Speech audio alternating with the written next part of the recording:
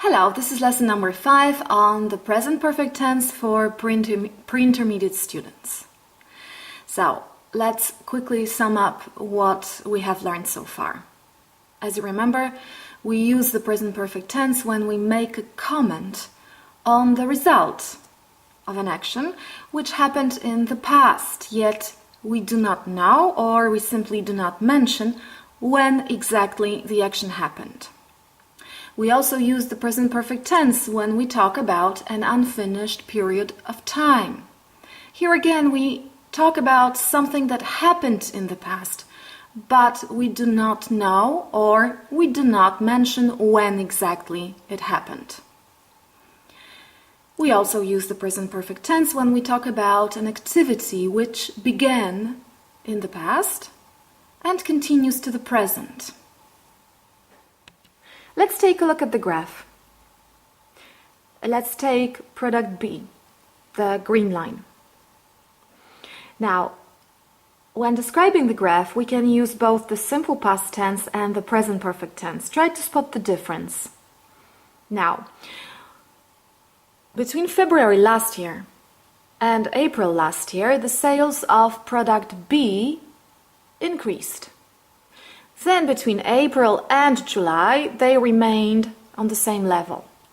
Then they increased again, and as you can see, between December last year and January this year, they decreased slightly.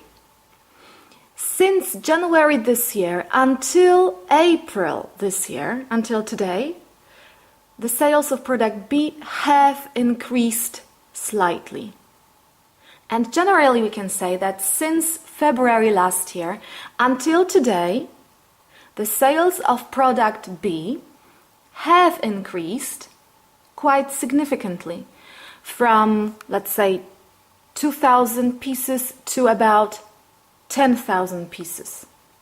So the sales have increased in the last 14 months. Now take a look at these questions. I would like you to listen to each question and give your own answer. So, do you often go to the cinema? Have you seen any good films lately? Where do you live? How long have you been living there? Have you drunk coffee today? Are you drinking coffee now? How many cups of coffee do you usually drink? What did you eat for breakfast yesterday? Have you already eaten lunch today? What do you usually eat for lunch? Have you bought anything lately? Do you often go shopping? Are you married? How long have you been married? How many emails did you write yesterday? How many have you written so far today? Are you reading an interesting book now? How long have you been reading it? How many pages have you already read? Have you ever been to the United States? When was the last time you went on holiday? Where did you go? Do you speak on the phone every day? Have you spoken on the phone today? Have you ever met a famous person? That's all for today. Next time, we will talk about something else.